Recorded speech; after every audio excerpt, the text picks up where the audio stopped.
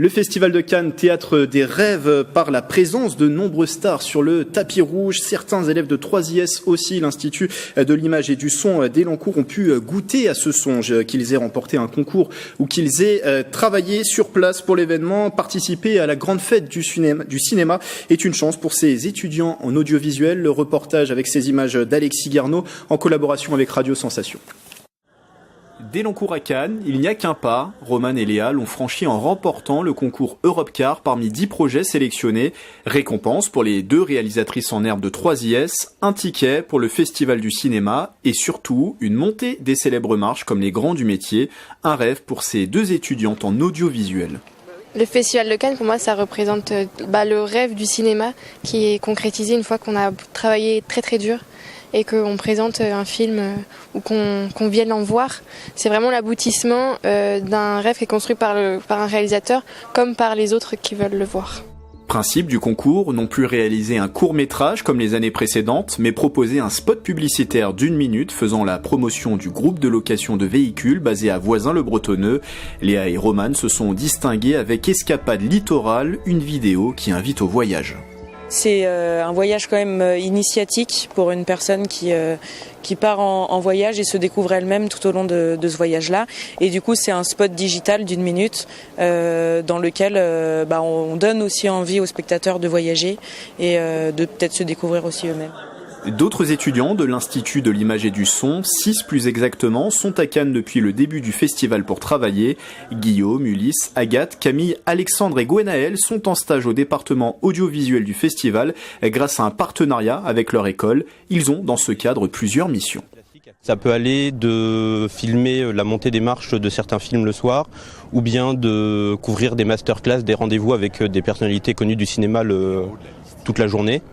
On a également des présentations de films classiques dans le cadre de Cannes Classiques et quelquefois également aller filmer les événements qu'il y a sur le cinéma de la plage. De découvrir vraiment le festival, le palais de l'intérieur, c'est assez impressionnant parce que nous on le voit que de l'extérieur à la télé et là d'être vraiment au cœur du festival, c'est vraiment très sympa.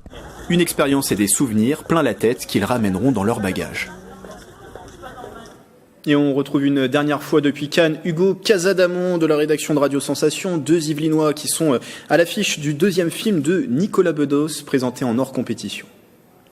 L'un est né et a vécu à Versailles, l'autre est né et a vécu à Montfort-l'Amaury. Denis Podalides et Guillaume Canet se retrouvent cette année à Cannes pour le nouveau film de Nicolas Bedos, La Belle Époque. Alors ce film est présenté hors compétition, c'est l'histoire d'un homme, Daniel Auteuil, qui veut revivre la plus belle semaine de sa vie, celle où il a trouvé l'amour. Je vous propose tout de suite d'écouter Guillaume Canet et Nicolas Bedos et de regarder les premières images du film. On est un peu comme des gosses, hein, quand on a un scénario dans les mains, on est là, je me souviens, on était dans un bistrot et on a fait une liste. Et en haut de la liste, il y avait Daniel Auteuil et il y avait Guillaume Canet. Non, moi je vais vous dire, quand on a commencé le film, j'étais très inquiet. Parce que j'avais sur Rock'n'Roll les mêmes maquilleurs en fait que sur Adelman. Et je dis comment ça se passe sur le film de Nicolas. Et je les voyais des fois, ça va. C'est parfois un peu tendu, mais ça va. Et me connaissant, où je vais très très vite dans le rouge, et sachant que Nicolas aussi, j'avais très peur quand il m'a proposé le film que ça se passe pas bien du tout.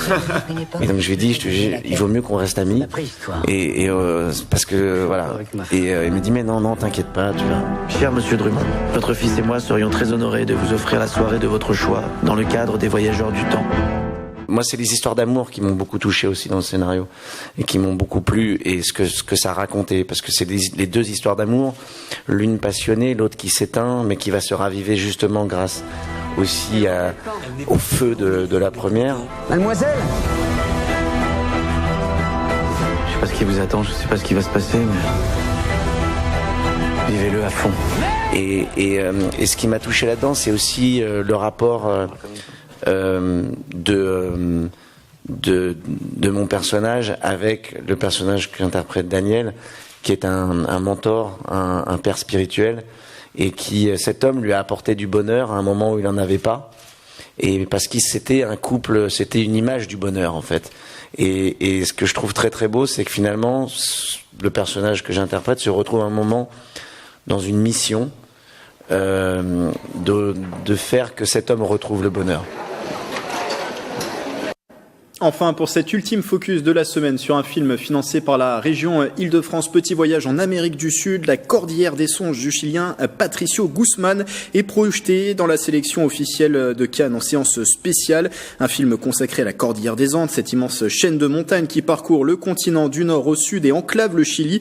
Dans La Cordillère des Songes, Patricio Guzmán dépeint notamment les ravages du capitalisme sur place depuis le départ de Pinochet. Si buscamos este lugar en un mapa, casi no viene señalizado. Tampoco existen caminos públicos para venir a visitarlo. Nadie puede venir aquí sin autorización.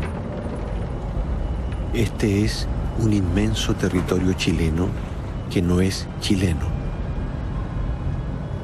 En algunas provincias, el 80% del territorio es propiedad privada.